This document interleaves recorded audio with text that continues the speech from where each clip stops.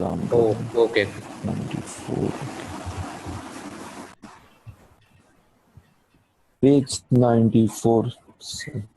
जी। Question number 3.106 इसको पढ़िएगा ज़रा।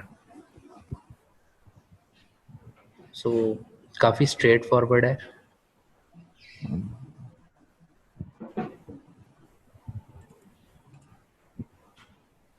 सो this is basically according to the Poisson distribution problem. ठीक है।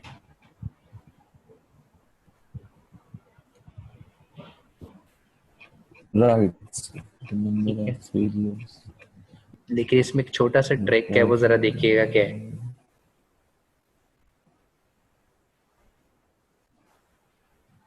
इसमें एक छोटा सा ट्रिक है, वो क्या है।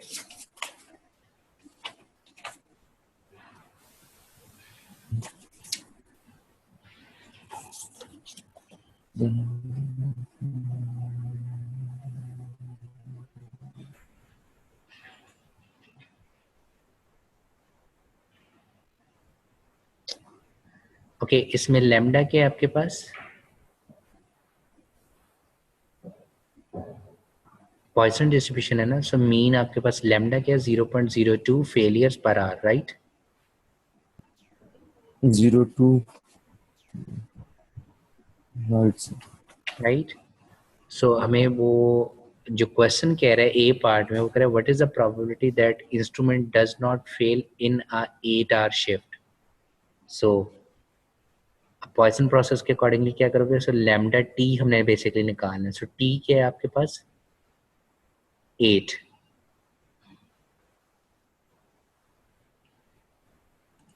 राइट।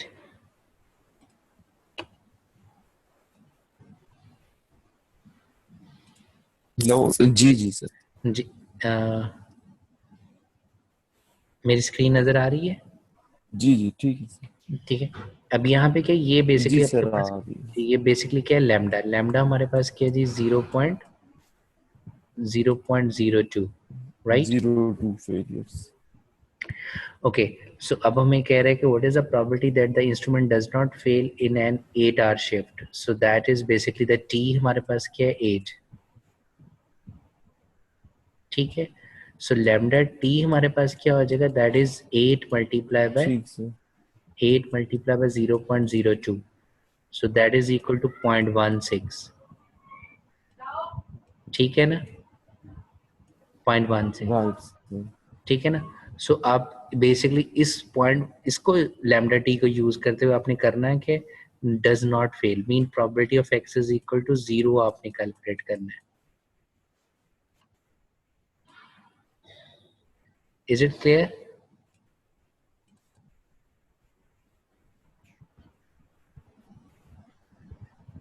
ठीक है जी।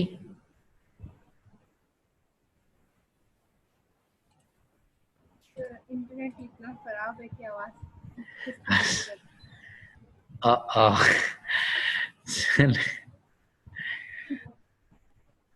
चलें फिर, ये है कि ये वाले क्वेश्चंस जो मैंने हाईलाइट किए हैं ना, एटलीस्ट इनको ज़रूर कीजिएगा, क्योंकि इनमें कई क्वेश्चंस में छोटे छोटे ट्रिक्स हैं, तो इसलिए मैंने इनको हाईलाइट किया था। तो एटलीस्ट ये वाले क्वेश्चन ज़रूर कर लीजिएगा, चैप्टर 3 के जो है। ठीक है जी। ओके हमाद। ठीक ठीक। ओके।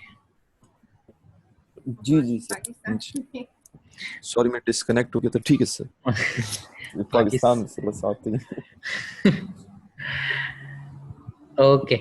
ओके, सो फिर अब हम आगे चल रहे हैं। अब हम बेसिकली क्या कर रहे हैं, अब हम कॉन्टिन्यूस प्रोबेबिलिटी डिस्ट्रीब्यूशंस की तरफ जा रहे हैं। हमने डिस्क्रीट डिस्ट्रीब्यूशंस देखी, बट साथ में हमने 2 कॉन्टिन्यूस डिस्ट्रीब्यूशन को भी देखा, एक्सपोनेंशियल और अरलैंग को। बट वो जस्ट हमने उसका ब्रीफ ओवरव्यू देखा है, सो उसको हम आगे जाकर डिटेल में डिस्कस भी करते हैं कि वो बेसिकली क्या है।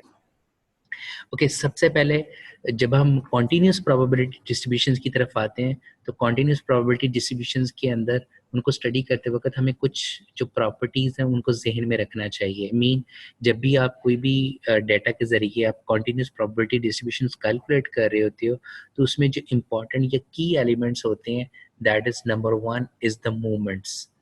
ठीक है। अब ये मूवमेंट्स क्या होते हैं, बेसिकली ये मूवमेंट्स आपको हेल्प आउट कर रहे होते हैं to find out the location parameter which is average value, as well as ये मोमेंट्स आप यूज कर सकते हो to calculate the variation in the data. ठीक है, सो इसको बेसिकली आप रिप्रेजेंट कैसे करते हो, expected value of x power k।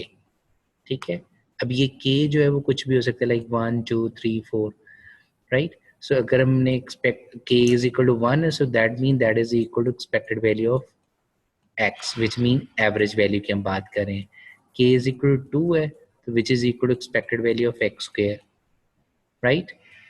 और हमें ये पता है कि हम इनकी हेल्प के जरिए जो है वो वेरिएंस कैलकुलेट कर सकते हैं। सो वेरिएंस ऑफ x आपके पास क्या होता है, वेरिएंस ऑफ x होता है जी आपके पास expected value of x square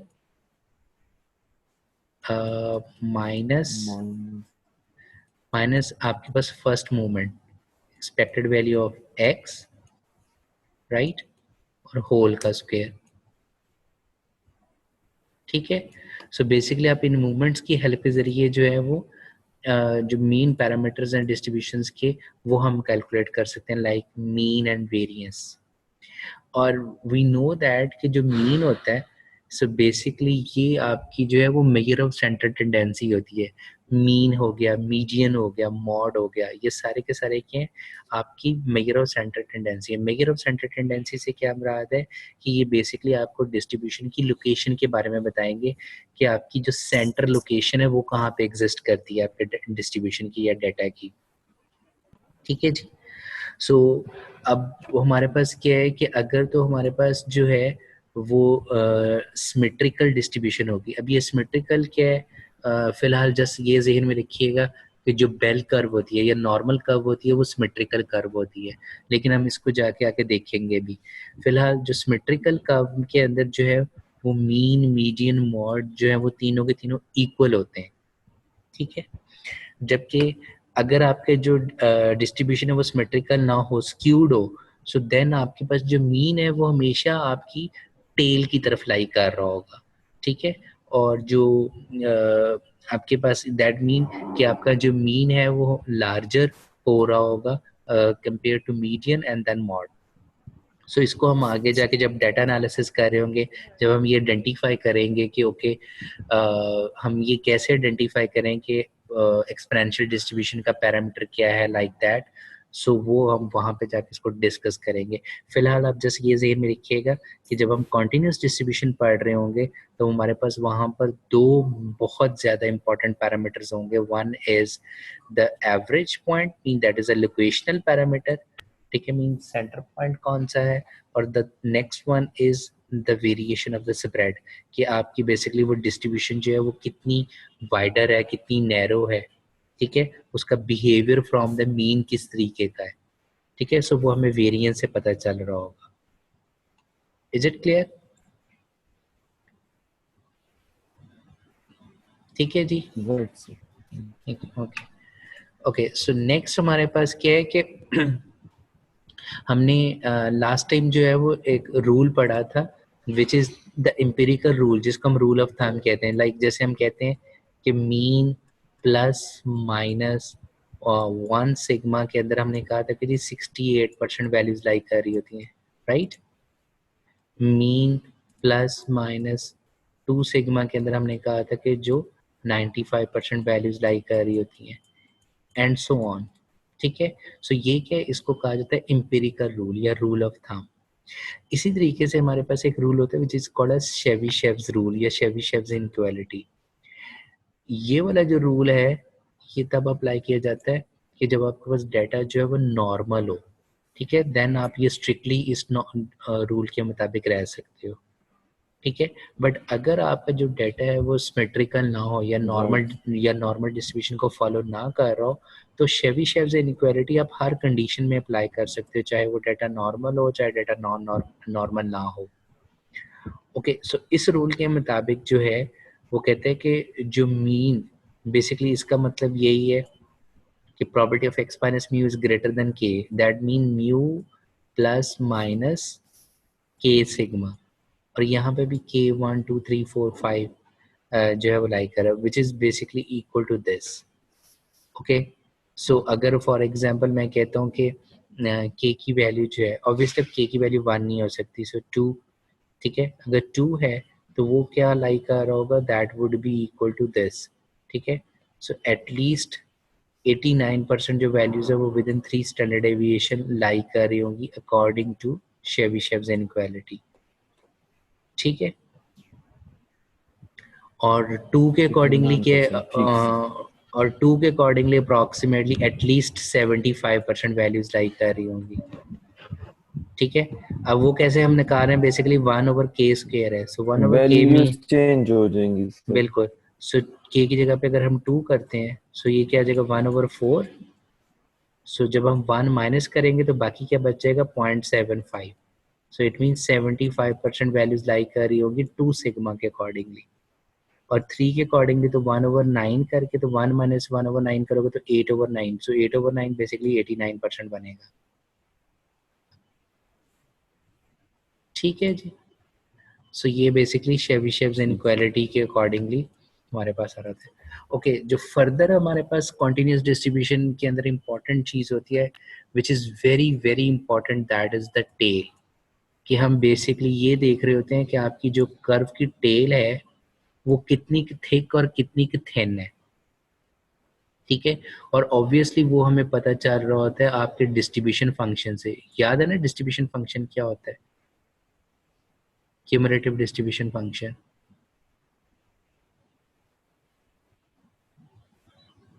जी। ठीक, क्यूमुलेटिव डिस्ट्रीब्यूशन फंक्शन क्या था, that is basically probability of x is less than or equal to small x, so that is basically your distribution function था, ठीक है। सो बेसिकली आपकी जो distribution function है उससे हमें पता चल रहा होता है कि आपकी जो टेल है वो जो है वो कितनी थिक और थिन आ रही होती है। लाइक जैसे अगर हम कहते हैं कि x टेंड्स टू इन्फिनिटी, सो वो आपके ऊपर राइट टेल के परस्पेक्टिव से इंडिकेट कर रहा है, माइनस इन्फिनिटी आपके लेफ्ट टेल को वो इंडिकेट कर रहा होता है। सो बेसिकली टेल ये इंडिकेट कर रहा होता है कि आपका ज़ाहिर बात है जितनी थिक टेल होगी, सॉरी जितनी थिन टेल होगी उतने चांसेस कम होंगे आपके डाटा के उस एरिया के अंदर लाई करने के, और जितनी ये थिक होती चली जाएगी इट मीन उतने ज़्यादा चांसेस बढ़ते जाएंगे आपके टेल के अंदर प्रोबेबिलिटी को लाई करने के, राइट राइट। ओके, सो अब हमारे पास क्या है कि इन्हीं को हमने मद्देनजर रखते हुए बेसिकली हम जो है वो इन डिस्ट्रीब्यूशंस को हम डिस्कस कर रहे हैं। So like let's start with the first one. Okay, like further हमारे पास जो शेप है ये हम आगे जाकर जो डिस्कस कर लेंगे। ओके, सो हमारे पास जो फर्स्ट कॉन्टिन्यूस डिस्ट्रीब्यूशन जो हम डील कर रहे हैं, one is the uniform and the second one is a triangle distribution, ठीक है जी। यूनिफॉर्म और ट्राइंगल डिस्ट्रीब्यूशन दोनों की दोनों डिस्ट्रीब्यूशंस हम उस वक्त अप्लाई कर सकते हैं जब आपके पास डाटा बहुत कम अवेलेबल हो, ठीक है, या डाटा अवेलेबल ना हो, तो देन इनको एज अ जेनेरिक के तौर पर यूज़ किया जा सकता है, यूनिफॉर्म या ट्राइंगल डिस्ट्रीब्यूशन को, ठीक है। अब यूनिफॉर्म डिस्ट्रीब्यूशन हमारे पास क्या होती है, बेसिकली यूनिफॉर्म डिस्ट्रीब्यूशन जो है कि हमारे पास इसमें जस्ट एक मिनिमम वैल्यू होगी और एक मैक्सिमम वैल्यू होगी, ठीक है। सो देन हम ये कहेंगे कि उस इंटरवल के अंदर डाटा की वैल्यू को लाई करने के जो चांसेस हैं वो इक्वल है, ठीक है। सो यूनिफॉर्म राइट। डिस्ट्रीब्यूशन में कि हमारे पास स्मॉलेस्ट वैल्यू है और लार्जेस्ट वैल्यू, और इस टाइम के अंदर जो वैल्यू को लाई करने के जो चांसेस हैं वो इक्वल है, ठीक है। और इसका जो हमारे पास फंक्शन बन जाएगा वो क्या बनेगा, F of x is equal to 1/b minus a, okay. So इसका मतलब ये हुआ कि अगर मैं a से b और एफ ऑफ एक्स के 1/b माइनस ए करूं, ठीक है, इसको मैं अगर इंटीग्रेट कर दूं with respect to x, so मेरे पास क्या आएगा आंसर 1। क्यों, क्योंकि sum of probability is equal to 1 होती है, ठीक है। So that is the continuous sense. और जो यूनिफॉर्म डिस्ट्रीब्यूशन का मीन होता है which is equal to a plus b over 2, so ये हमने कैसे निकाला है, expected value of x which is equal to a to b x into 1 over b minus a into dx, ठीक है ना। सो इसको अगर आप सॉल्व करो so you will get a plus b over 2. Hello, okay. So इसी Right. तरीके से जो वेरिएंस है वो वेरिएंस हम कैसे निकाल सकते हैं, ये जो b माइनस ए का स्क्वायर ओवर 12 है, सो वेरिएंस ऑफ x का फॉर्मूला लगा के, ठीक है। वेरिएंस ऑफ x का फॉर्मूला क्या है, that is expected value of x square minus expected value of x whole का square, expected value of x whole square. So इसकी वैल्यू आपके पास ऑलरेडी है, ये आपने कैलकुलेट करना है। सो यहाँ पे क्या फिर आ जाएगा, expected value of x square निकालने के लिए यहाँ पे एक्स स्क्वायर करोगे और देन उसमें से इसको माइनस कर दो, सो you will get the variance, ठीक है। ओके, जबकि ट्राइंगल डिस्ट्रीब्यूशन क्या होती है, इसमें भी हमारे पास एक स्मॉलेस्ट वैल्यू होती है, एक लार्जेस्ट वैल्यू होती है, but with a peak value, ठीक है। So this is basically the shape of the uniform distribution, जो कि हम कह रहे हैं कि इस टाइम इंटरवल के अंदर हर पॉइंट के आने के चांसेस इक्वल हैं। जबकि ट्राइंगल में हमारे पास 8b के अलावा एक सेंटर पॉइंट होता है जिसको हम पीक पॉइंट कहते हैं, विच इज m, ठीक है। और ये क्या होता है कि आपके जो मिनिमम वैल्यू से पीक पॉइंट तक इसका जो है वो लीनियर हो रहा होता है, लीनियर है, ठीक है, मीन राइट ट्राइंगल बना आ रहा होता है ये। और इसी तरीके से उस पॉइंट से हाईएस्ट पॉइंट तक ये लीनियरली डिक्रीज कर रहा होता है। सो यहाँ से लीनियरली इंक्रीज, यहाँ से लीनियरली डिक्रीज कर रहा होता है।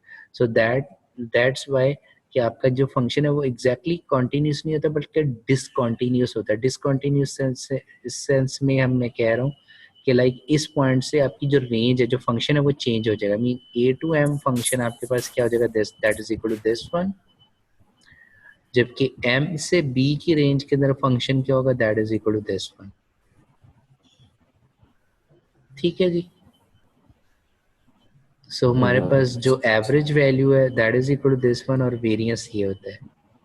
ओके, दोनों की दोनों जो डिस्ट्रीब्यूशंस हैं, यूनिफॉर्म और एक्सपोनेंशियल ट्राइंगल डिस्ट्रीब्यूशन, ठीक है, ये हम कब यूज कर सकते हैं। नंबर वन, वो कहते हैं कि आपके पास जो यूनिफॉर्म डेंसिटी फंक्शन है या इवन ट्राइंगल डिस्ट्रीब्यूशन जो है वो आप तब अप्लाई कर सकते हो जब आपके पास इनएक्सपीरियंस हो या आपके पास डाटा के बारे में कोई अवेयरनेस ना हो। तो तब हम क्या कर सकते हैं, हम यूनिफॉर्म डिस्ट्रीब्यूशन अप्लाई कर सकते हैं और इस रेंज के अंदर हर डाटा पॉइंट्स के आने के जो चांसेस हैं वो इक्वल होंगे, ठीक है। बट अब प्रॉब्लम इसका क्या है कि अगर रियलिटी के अंदर इस रेंज से बाहर आपका डाटा पॉइंट लाए करके, तो इट मीन वो प्रॉपर यूनिफॉर्म डिस्ट्रीब्यूशन को रिप्रेजेंट नहीं कर रहा होगा। बट जनरली आपके पास क्या है कि अगर डाटा पॉइंट्स मिसिंग हो या आपको उसके बारे में कोई एक्सपीरियंस ना हो या डाटा अवेलेबल ना हो, तो हम यूनिफॉर्म डिस्ट्रीब्यूशन अप्लाई कर सकते हैं with the minimum and maximum value. Okay, other advantage जो यूनिफॉर्म और ट्राइंगल डिस्ट्रीब्यूशन का है ये है कि आप जो प्रोसेस के रेलिवेंट लोग होते हैं, मिसल आपके पास डाटा अवेलेबल नहीं है लेकिन जो प्रोसेस से रेलिवेंट या एक्सपीरियंस्ड लोग हैं, आप उनको उनसे जो इंफॉर्मेशन ले सकते हैं कि जी मिनिमम वैल्यू क्या है, मैक्सिमम वैल्यू क्या है, या आपके पास जो मोस्ट वैल्यू रिपीट हो रही है या मिड पॉइंट क्या है वो आपको बता सकता है। इंस्टेड वो नॉर्मली आपको वर्कर मीन या वेरिएंस नहीं बता सकते। तो अगर वो आपको मिनिमम या मैक्सिमम वैल्यू बता सकते हैं, सो दैट मीन कि हम यूनिफॉर्म और ट्राइंगल डिस्ट्रीब्यूशन जो है वो अप्लाई किया जा सकता है। Is it clear? So the key point, Right. the key point about uniform and triangle distribution is कि आप इसको ऐसी सिचुएशन में अप्लाई कर सकते हो जब आपके पास डाटा अवेलेबल ना हो या इन द एब्सेंस, या आपके पास उस डाटा के बारे में कोई या प्रोसेस के बारे में कोई एक्सपीरियंस ना हो, तो तब आप जो है वो यूनिफॉर्म और ट्राइंगल डिस्ट्रीब्यूशन को अप्लाई किया जा सकता है।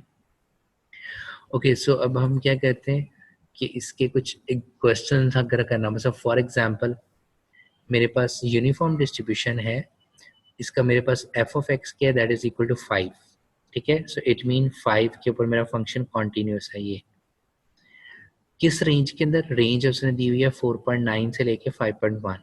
सो 4.9 से लेके 4.9 से लेके 5.1।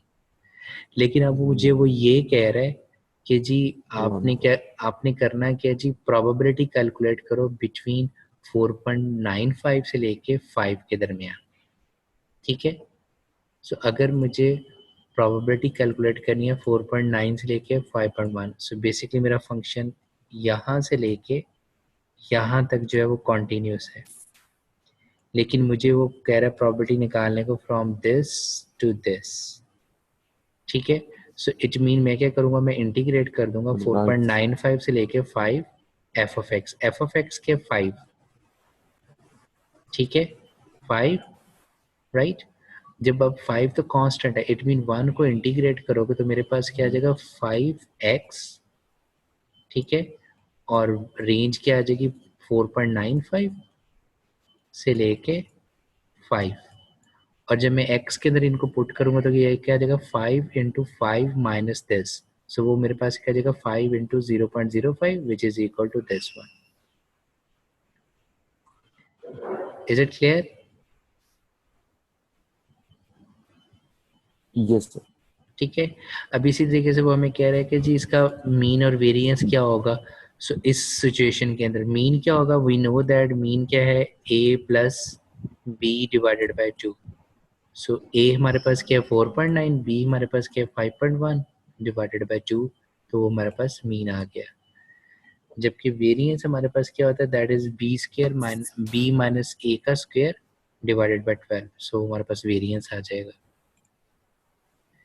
Is it clear? Yes. Okay, so अब ट्रायंगल डिस्ट्रीब्यूशन का प्रॉब्लम अगर हमने करना है तो इसमें वो कह रहा है कि हमारे पास जो है वो अपने प्रोबेबिलिटी बेसिकली कैलकुलेट करनी है, weekly sales is less than, so मुझे प्रोबेबिलिटी कैलकुलेट करनी है x इज लेस देन 2000, ठीक है। And we know that triangle distribution के 3 पैरामीटर्स होते हैं a, b एंड m। तो मुझे क्या करना है, अगर मैं कहूँ ये ट्रायंगल डिस्ट्रीब्यूशन है, सो बेसिकली 2000 से मुझे ये लेस, सो बेसिकली ये वाला एरिया मुझे कैलकुलेट करना है, ठीक है। सो इस एरिया को कैलकुलेट करने के लिए क्या है, अब ये राइट ट्रायंगल है एंड वी नो दैट कि एरिया ऑफ ट्रायंगल क्या होता है, area is equal to 1/2 into base into height, ठीक है। सो बेस मेरे पास क्या है, that is this one which is 2000 minus 1000 is equal to base value, ठीक है। और मुझे इसकी हाइट कैलकुलेट करने के लिए क्या करना पड़ेगा, हाइट कैलकुलेट करने के लिए मेरे पास अब ट्रायंगल डिस्ट्रीब्यूशन के 2 फार्मूलाज हैं। मैं कौन सा फार्मूला यहाँ पे यूज करूँगा, क्योंकि ये मिड पॉइंट के इधर लेफ्ट साइड की तरफ है, तो इट मीन मैं ये वाला फार्मूला अडॉप्ट करूँगा, दिस वन,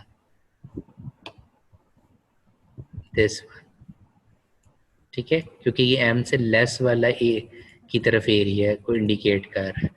सो मेरे पास जो फार्मूला आ गया वो आ गया जी 2 into x minus a divided by b minus a और m minus a. So 2 into x 2000 है, a स्मॉलेस्ट पॉइंट 1000 है, b लार्जेस्ट पॉइंट 6000 है, स्मॉलेस्ट पॉइंट 1000 है, और मिड पॉइंट क्या था 3000 माइनस दिस। सो मेरे पास हाइट आ गई। So I have the base as well as I have the height. So just put करो, area क्या आ गया जी 0.1. So that is equal to the probability. Okay.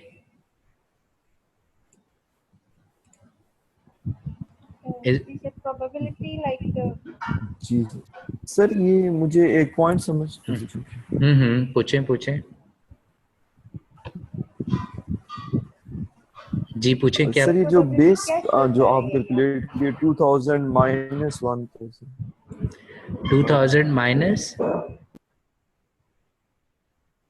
1000 sir जी, ये आपके पास जो ये वाला बेस की बात कर रहे हो?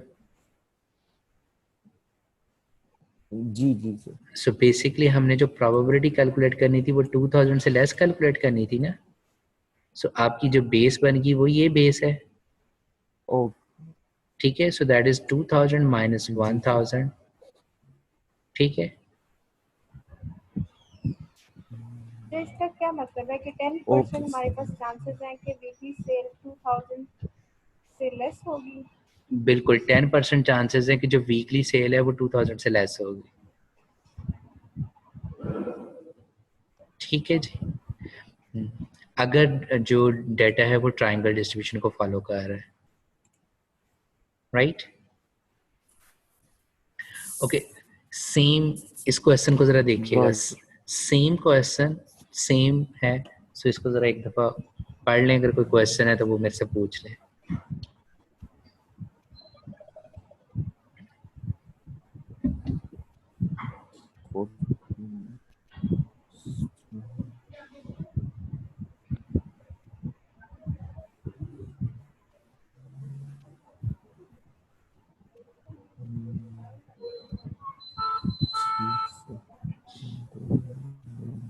Okay okay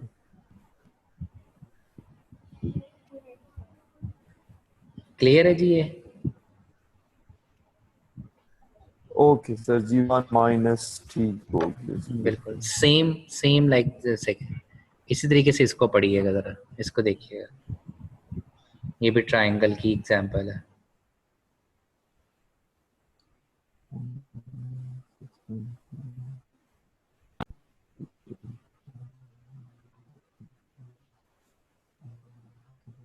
Equal to 6.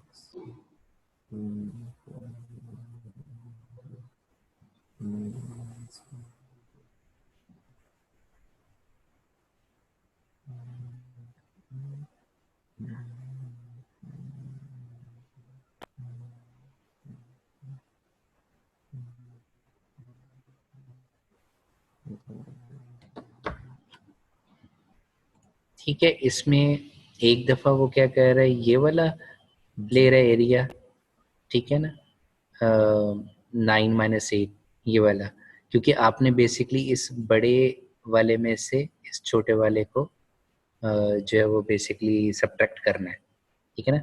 पहले उसने क्या किया, from this to this area निकाला, from this to this area निकाला विच इज एरिया 1, ठीक है, सॉरी एरिया 2, जिसको मैं एरिया 2 कह रहा हूँ।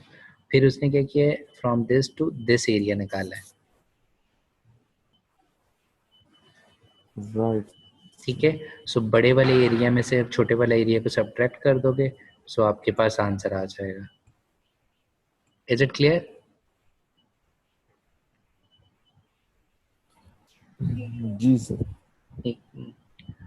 ओके, सो नेक्स्ट हमारे पास जो है, ओके, जब हम कॉन्टिन्यूस डिस्ट्रीब्यूशन में यूनिफॉर्म और ट्रायंगल डिस्ट्रीब्यूशन की बात करते हैं तो उनकी शेप तो क्लियर है, लाइक जैसे यूनिफॉर्म की हमारे पास क्या होती है कि एक रेक्टेंगल सी फॉर्म होती है जिसमें हमारे पास स्मॉलेस्ट और लार्जेस्ट वैल्यू गिवन होती है, जबकि ट्रायंगल में हमारे पास स्मॉलेस्ट लार्जेस्ट और एक पीक वैल्यू होती है जो कि स्मॉलेस्ट से मिडल वैल्यू तक वो लीनियरली इंक्रीज कर रहा होता है, देन फ्रॉम एम वैल्यू से बी तक वो लीनियरली डिक्रीज कर रहा होता है।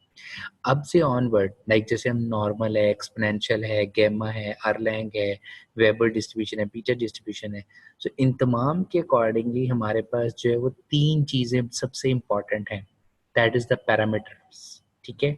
सो हमारे पास जितनी भी डिस्ट्रीब्यूशन है उन तमाम डिस्ट्रीब्यूशन के अंदर ये तीन पैरामीटर्स एग्जिस्ट कर रहे होते हैं। मतलब यहाँ पे मेरा कहने का मकसद ये है कि वो या तो इनमें से कोई एक यूज़ कर रहे होंगे या दो या तीनों के तीनों यूज़ कर रही होंगी, ठीक है। सो कुछ डिस्ट्रीब्यूशन ऐसी हैं जिसमें दो का कॉम्बिनेशन होगा, जिसमें किसी कोई ऐसी होगी जिसमें सिर्फ एक होगा, और कोई ऐसी होगी जिनमें तीनों के तीनों एग्जिस्ट कर रहे होंगे, ठीक है। अब जब हम लोकेशन पैरामीटर की बात करते हैं तो इट मीन हम एक्स एक्सिस के ऊपर बात करते हैं और हम बात करते हैं कि उसका मिड पॉइंट की बेसिकली हम बात कर रहे होते हैं कि basically most of the value किस जगह के ऊपर लाई कर रही होती हैं, ठीक है। सो उसको हम कह देते हैं लोकेशन पैरामीटर। जैसे नॉर्मल डिस्ट्रीब्यूशन के अंदर जो मीन है वो हमारा लोकेशन पैरामीटर है, ठीक है, जिसको हम गैमा से रिप्रेजेंट कर देते हैं। Is it clear? हेलो, जी जी सर। ठीक है। सो इट मीन्स कि अगर आपके पास लोकेशन चेंज हो रहा होगा तो इट मीन आपकी जो डिस्ट्रीब्यूशन की एवरेज वैल्यू है वो शिफ्ट हो रही होगी आइदर राइट या left. So that is basically the average point आपका मूव कर रहा है। ओके, जबकि जब स्केल पैरामीटर होता है, स्केल पैरामीटर बेसिकली आपके डाटा के अंदर वेरिएशन को रिप्रेजेंट कर रहा होता है, ठीक है। लाइक जैसे नॉर्मल डिस्ट्रीब्यूशन में स्टैंडर्ड डेविएशन है वो आपका एक स्केल पैरामीटर है। सो वो बेसिकली ये इंडिकेट कर रहा होगा कि आपका जो डाटा है वो फ्रॉम द मीन कितना वाइडली स्प्रेड है, ठीक है। सो वो बेसिकली वेरिएशन को इंडिकेट कर रहा होगा, राइट। जबकि शेप पैरामीटर आपके पास क्या होता है, शेप पैरामीटर बेसिकली ये कर रहा होता है कि ये बेसिकली कर्व की शक्ल आपकी किस तरीके की बन रही है। इज इट अ सिमेट्रिकल शक्ल बन रही है या वो स्क्यूड बन रही है, ठीक है। वो पॉजिटिव स्क्यूड है या वो नेगेटिव स्क्यूड है, वो हमें शेप पैरामीटर इंडिकेट कर रहा होता है। सो जैसे हमने अरलैंग में देखा कि आपके पास जो है वो शेप ये भी थी, आपके पास शेप जैसे जैसे के इंक्रीज हो रहा था तो वो डिफरेंट शेप में आता चला जा रहा है। सो इट मीन आपकी अल्फा की वैल्यू कुछ चेंज करने से वो शेप पैरामीटर जो है वो चेंज होता चला जाएगा। जैसे जैसे आपका अल्फा बढ़ता चला जाएगा, सो अरलैंग में हमने देखा वो उतना ही पॉजिटिव स्क्यूड की तरफ चलता चला जाता है, राइट। सो ये तीन पैरामीटर सबसे इंपॉर्टेंट है। सो अब हमें ये देखना पड़ता है Right. कि कौन सी डिस्ट्रीब्यूशन के अंदर कौन सा पैरामीटर यूज हो रहा है, आइदर वो 1 यूज कर रही है, 2 कर रहा है या तीनों के तीनों कर रहे हैं। So let's start with the first one. Okay, the first one is the simplest one, normal distribution. So इसके बारे में हमें already पता है। So quickly हम इसको देख लेते हैं कि ये इसका फंक्शन है, ये इसकी रेंज है। We know that कि नॉर्मल डिस्ट्रीब्यूशन में मीन म्यू होता है और वेरिएंस सिग्मा स्क्वायर होता है। So अगर नॉर्मल डिस्ट्रीब्यूशन है तो हम यहाँ पे शेबीशेव नहीं बल्कि एम्पिरिकल रूल के मुताबिक अपने डेटा पॉइंट्स बताते हैं कि जी 1 के दरमियान इतना लाई करता है, 2 के दरमियान एंड 3 के दरमियान, ठीक है। सो ये आपको ऑलरेडी पता है, क्लियर।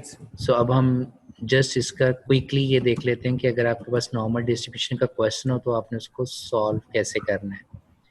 ओके, नॉर्मल डिस्ट्रीब्यूशन के प्रॉब्लम को सॉल्व करने के जी दो मेथड है।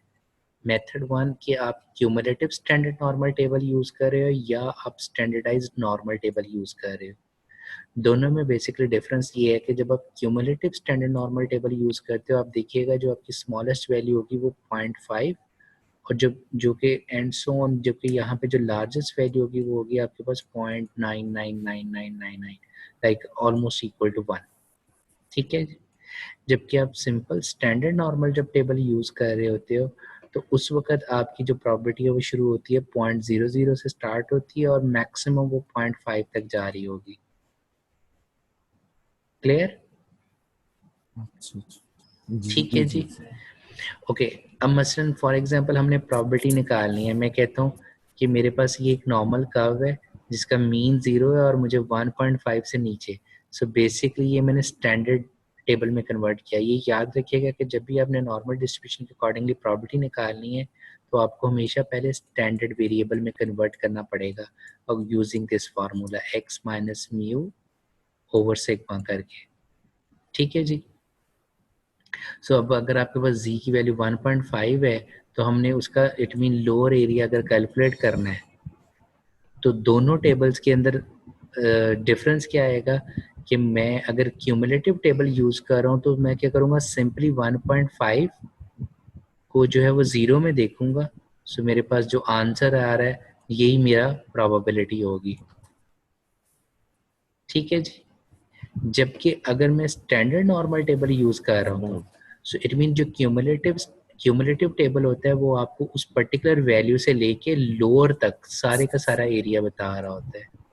जबकि स्टैंडर्ड नॉर्मल टेबल क्या करता है, स्टैंडर्ड नॉर्मल टेबल आपको बेसिकली हमेशा ओरिजिन से लेके मीन 0 से लेके उस पर्टिकुलर पॉइंट का दरमियानी एरिया बताता है, ठीक है। सो जब मैं इस टेबल को यूज करूंगा और मैं 1.5 को 0 में देखूंगा तो वो जो भी प्रोबेबिलिटी होगी वो बेसिकली मेरी ये दरमियानी प्रोबेबिलिटी होगी, राइट। और हमें ये पता है कि जो each side of the normal curve है वो बराबर होता है 0.5 के। सो मुझे क्या करना पड़ेगा, ये टोटल एरिया निकालने के लिए 0.5 को इसमें ऐड करना पड़ेगा। Is it clear? Right sir. ठीक है। सर वैसे हम नॉर्मली कौन सा यूज करते हैं अपने? हम तो स्टैंडर्ड नॉर्मली यूज कर देते हैं। बिल्कुल, ज़्यादातर लोग स्टैंडर्ड नॉर्मल ही यूज़ कर रहे होते हैं, लेकिन इट्स अप टू यू कि आप कौन सा यूज़ करना चाहते हो। राइट। ठीक है। सो इसके क्वेश्चंस करवाने की लेकिन ज़रूरत, दोनों केसेस में सर वैल्यू फिर फाइनली एक ही आएगी हमारे हाँ पास। जी, आंसर दोनों का सेम ही होगा। इसके क्वेश्चंस करवाने की ज़्यादा ज़रूरत तो नहीं है। चलें एक क्वेश्चन इसका हम कर लेते हैं, ठीक है। नहीं सर। जी जी ठीक बिल्कुल है, सर। ओके। इस क्विकली एक क्वेश्चन हम इसका कर लेते हैं। ओके, इसमें हमारे पास क्या है कि मीन 10 है, सिग्मा 2 है, ठीक है, और हमें बिटवीन प्रोबेबिलिटी कैलकुलेट करनी है। सो बिटवीन प्रोबेबिलिटी कैलकुलेट करने के लिए क्या कर रहा हूँ, सबसे पहले मैं z का फॉर्मूला लगा रहा हूँ, which is x minus mu 10 divided by sigma. और इसी तरीके से हमारे पास क्या है, x11 म्यू और सिग्मा। सो मुझे 0.5 से लेके पॉजिटिव 0.5 के दरमियान प्रोबेबिलिटी निकालनी है। सो दैट मीन मुझे एरिया कौन सा निकालना है बिटवीन। सो अगर z के लिहाज से देखते हैं तो 0 और -0.5 से लेके पॉजिटिव 0.5, ये दरमियानी एरिया निकालना है। सो अगर तो आप cumulative standard normal table use कर रहे